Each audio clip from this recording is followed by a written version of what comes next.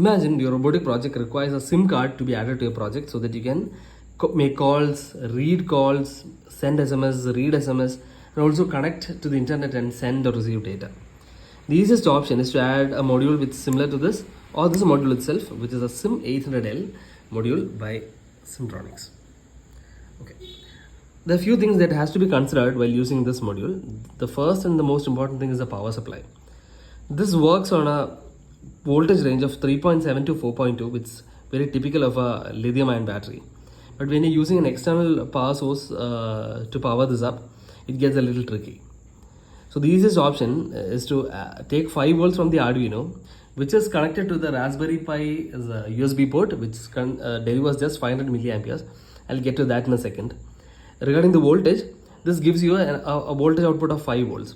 This needs a maximum voltage of 4.2 volts.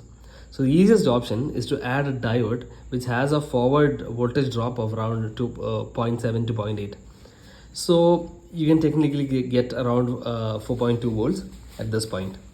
And the second thing is the current requirement. Since this USB port delivers just 500 milliamperes, checking onto the data sheet of this device, you understand that the power consumption is 2 amperes. So how do you make 2 amperes out of 500 milliamperes? The key is to add a capacitor here.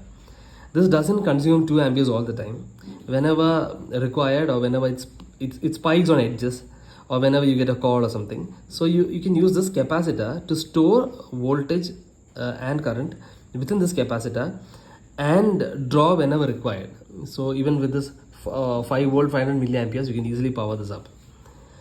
And the circuit goes something like this. You have an Arduino board which is connected to the USB. You add a 3300 microfarad. Even a 1000 microfarad works. I have added a 3300 here.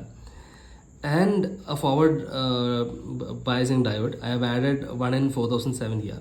And you can easily power this using your SIM 800 module. The second question is, how do you understand whether this is connecting to the internet?